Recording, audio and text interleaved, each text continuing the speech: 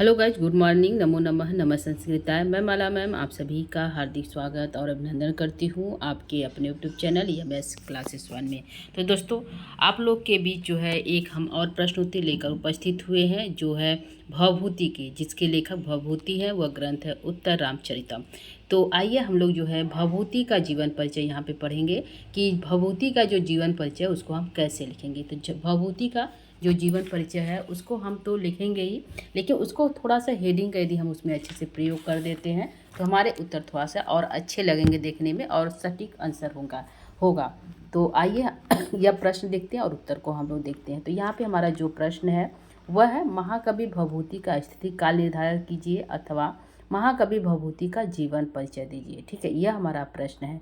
तो उत्तर हमें क्या लिखना है दोस्तों? सबसे पहले हम उत्तर डालेंगे महाकवि भवभूति का परिचय। ठीक है, तो सबसे पहले हम थोड़ा सा उनके बारे में बताएंगे कि भवभूति थे कौन। तो यहाँ पे हम आंसर देंगे, महाकवि भवभूति संस्कृत साहित्य के अत्यंत प्रसिद्ध नाटककार थे। वे अपनी गंभीर, भावपूर्ण और करुण रस प्रधान रचनाओं के लिए जाने जाते हैं। उन्हें संस्कृत के महान कवियों में गिना जाता है, जैसे कालिदास को। तो जैसे कालिदास को जो है संस्कृत के महान कवि हैं, नाटककार हैं, जो है महाकाव्यों की भी रचना की है, उसी प्रकार जो है भवभूति भी क्या है, एक प्रसिद्ध नाटककार है और जो है करुण रस इनका जो है प्रधान रस है। तो ये इनके बारे में थोड़ा सा हम परिचय देंगे, यानी कि महाकवि भवभूति का परिचय। अब आगे हम बढ़ेंगे उनके जीवन परिचय के बारे में। यह तो हुआ भवभूति का परिचय कि भवभूति हैं क्या। थोड़े से उनके बारे में बताने के बाद हम दूसरा हेडिंग का प्रयोग करेंगे, जो होगा जीवन परिचय। तो यहाँ पे जीवन परिचय में इनका जन्म, काल, पिता, माता, मूल नाम और गुरु डालेंगे, यानी कि हेडिंग डालेंगे हम जीवन परिचय। तो यहाँ पे हेडिंग, यदि हम हेडिंग का प्रयोग करेंगे तो अच्छा लगेगा। तो इस प्रकार के इनका जन्म हुआ था। तो आप लोग भी यदि दोस्तों कॉपी में यदि लिखिएगा तो थोड़ा सा कलर का, यानी कि ब्लू और ब्लैक का प्रयोग करिएगा। तो आप जो हेडिंग में जन्म, काल, पिता, माता, जो ब्लैक से और ब्लू का प्रयोग करते हुए इसको अच्छे से लिख सकते हैं। तो यहाँ पे जो है जन्म इनका जो है दक्षिण भारत के पद्मपुर नामक स्थान में हुआ था। यह इनका जन्म स्थान है। काल कब है, इनका समय क्या है? तो लगभग 7वीं शताब्दी यानी 650 ईस्वी से 750 ईस्वी जो है भवभूति का समय माना जाता है, यानी काल पीरियड है। और इनके पिता क्या नाम है? तो इनके पिता का नाम है नीलकंठ।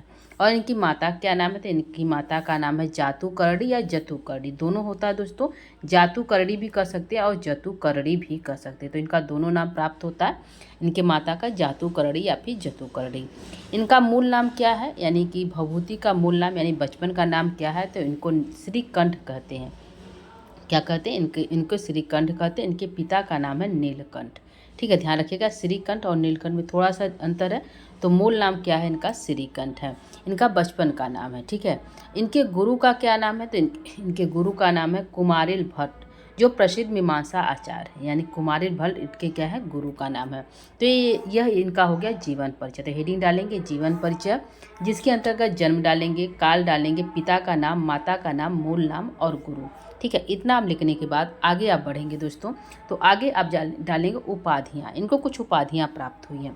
तो उपाधियाँ हेडिंग डालिएगा, उसके बाद उपाधियों का नाम डालिएगा। यहाँ पे जैसे पद वाक्य प्रमाणज्ञ डालेंगे। तो इसके 3 भाग हैं, व्याकरण, मीमांसा और न्याय के ज्ञाता थे। यानी पद से व्याकरण, जो है वाक्यांश से मीमांसा और प्रमाणज्ञ से न्याय के ज्ञाता है। यह इनकी व्याख्या है। ठीक है, दूसरी इनकी उपाधि है वश्यवाक। क्या है दूसरी उपाधि? है वश्यवाक। भी किसको कहा जाता है? भवभूति को। तीसरी उपाधि है परिणत प्रज्ञ और चौथी है शिखरड़ी कवि। तो इनको जो है शिखरड़ी कवि कहा जाता है, परिणत प्रज्ञ कवि कहा जाता है, वश्यवाक कवि कहा जाता है और पदवाक प्रमाणज्ञ भी कहा जाता है। तो इनको इतनी उपाधियाँ प्राप्त हुई। तो आप इनकी उपाधियाँ हेडिंग डालेंगे और उसके अंतर्गत उपाधियों को लिख देंगे। ठीक है,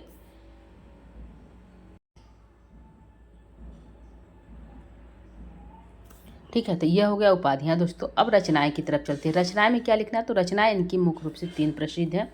एक है मालती माधवम, दूसरा है महावीर चरितम और तीसरा है उत्तर रामचरितम। तो इनकी 3 ग्रंथ है। तो जो मालती माधवम वह है प्रकरण, उसको प्रकरण के अंतर्गत रखा गया है। और महावीर चरितम नाटक है और उत्तर रामचरितम नाटक है, यानी तीनों नाटक है, लेकिन इसको जो प्रकरण नाटक के अंतर्गत रखा गया है। तो इनकी 3 रचना है। तो यहाँ पे जो है यहाँ पे जो है रचनाएं यदि आप लिख ले रहे हैं तो यहाँ पे आप जो है किसी श्लोक का प्रयोग कर सकते हैं। यदि आप करना चाहते हैं कि रचनाएं यदि हम लिख लिए तो जैसे उत्तर रामचरितम के एक श्लोक आप यहाँ पे डाल सकते हैं। ठीक है, तो आप यहाँ पे करुण रस वाला भी कोई भी श्लोक आप यहाँ पे डाल सकते हैं इस रचना के अंतर्गत। ठीक है, तो रचनाएं इनकी 3 हुई, जो है मालती माधवम, महावीर चरितम और उत्तर रामचरितम। तो उत्तर राम आप यदि इसको रचनाएं लिखने के बाद यदि आप एक अच्छे श्लोक का प्रयोग करके 1 लाइन या 2 लाइन का प्रयोग करके आगे बढ़ेंगे तो थोड़ा सा अच्छा ये उत्तर आपका होगा। अगला हमारा है करुण रस की प्रधानता, यानी कि करुण रस जो है इस नाटक में प्रधान है। तो इसमें जो है अहो धैर्यम अहो सत्वम अहो धर्मनिष्ठा और जो है एको रस करुण एवं निमित्त भेदात, यह करुण रस की प्रधानता है। यह करुण रस के जो है जिस श्लोक में करुण रस भरा पड़ा हुआ ऐसे श्लोक के यहाँ पे उदाहरण दिए गए हैं। तो यहाँ पे अहो धैर्यम तो अहो सत्वम अहो धर्मनिष्ठा एको रस, ये दोनों अलग अलग श्लोक है दोस्तों। यह एक श्लोक है और एक दूसरे श्लोक का एक पंक्ति है, दोनों अलग अलग पंक्ति है। ठीक है, तो इसका जो ऊपर वाली पंक्ति का उसका अर्थ है राम के चरित्र में कितना धैर्य, कितना साहस और कितना धर्मनिष्ठा यह जो है दिखाई देता है करुण रस में, क्योंकि इस प्रकार धैर्य को धारण किए हुए हैं। कितने वर्षों के बाद वह जो है आज जाकर वह रोए हैं, तो उसी की बात है अहो धैर्यम अहो सत्यम अहो धर्मनिष्ठा, यानी राम के चरित्र में कितना धैर्य है, कितना साहस है और कितना धर्मनिष्ठा है। और यहाँ पे जो है एको रस करुणा एवं निमित्त भेदात, यहाँ पे एक ही रस है करुण रस, उसी के ही अनेक भेद हैं। ठीक है, तो यह जो है कथन तमसा का है, तृतीय अंक का है। तो तमसा कहती एको रस करुणा एवं निमित्त भेदात, एक ही रस है, यानी पूरे संसार में एक ही रस है, वह है करुण रस। कौन सा है? करुण रस है। और इसी रस के सब भेद हैं, जो श्रृंगार रस है, वीर रस है, यह करुण रस के ही सभी भेद हैं। यह जो दोनों अलग अलग है। तो यहाँ पे करुण रस की प्रधानता डालने के बाद आप 1-2 श्लोक का जो है पंक्ति का प्रयोग करते हुए उसको अर्थों को लिखते हुए आप उत्तर को आगे बढ़ाएंगे। ठीक है, तो ये अगला हमारी जो हेडिंग है वह है भवभूति की पद विद्वता। भवभूति की विद्वता भी यहाँ पे दिखाई देती है। तो यहाँ पे श्लोक है भवभूते शिखरड़ी निर्गल तरंगड़ी रुचिरा धन संदर्भा या मयूरी यु नृत्येति। तो यहाँ पे आप इस श्लोक का यानी भवभूति की विद्वता हमें जो है दिखाई देती है उनके ग्रंथों में, तो आप हेडिंग डालेंगे भवभूति की विद्वता। तो यहाँ पे आप जो है इस श्लोक का प्रयोग करेंगे और अर्थ को लिख देंगे। भवभूति की रचना शिखरड़ी छंद में बहती हुई नदी के जो है, इसका अर्थ है भवभूति की जो रचना है वह शिखरड़ी में बहती हुई नदी के समान सुंदर और मयूरी की भांति नृत्य करती हुई प्रतीत होती, यह श्लोक का अर्थ है। तो भवभूते शिखरड़ी निर्गल तरंगड़ी रुचिरा धन संदर्भा या मयूरी यु नृत्यति। ठीक है, भवभूति की रचना शिखरड़ी छंद में बहती हुई नदी के समान है, सुंदर है और मयूरी की भांति नृत्य करती हुई प्रतीत होती है, इसका अर्थ है। तो आप इस श्लोक का भवभूति की विद्वता हेडिंग डालेंगे, उस श्लोक को लिखेंगे और उसके अर्थ को लिख देंगे। अगला हमारा है विशेषताएं। तो भवभूति की कुल विशेषताएं, जैसे भवभूति की भाषा गौड़ी रीति की है। क्या है? भवभूति की जो भाषा वो गौड़ी रीति है। उत्तर रामचरितम में गौड़ी और वैदर्भी शैली का सुंदर समन्वय किया गया, यानी कि उत्तर रामचरितम जो ग्रंथ है उसमें जो है गौरी रीति और वैदर्भी रीति दोनों का सुंदर समन्वय है, क्योंकि भवभूति की जो रीति है वह क्या है? गौड़ी रीति, लेकिन उत्तर रामचरितम में दोनों रीतियों का प्रयोग किया गया है। इनका प्रिय रस करुण रस है, इनका जो प्रिय छंद है वह अनुष्टुप और शिखरड़ी है। तो इनकी कुछ विशेषताएं, जैसे यहाँ पे हो गया दोस्तों कि भवभूति की भाषा गौड़ी रीति की है, ध्यान रखिएगा।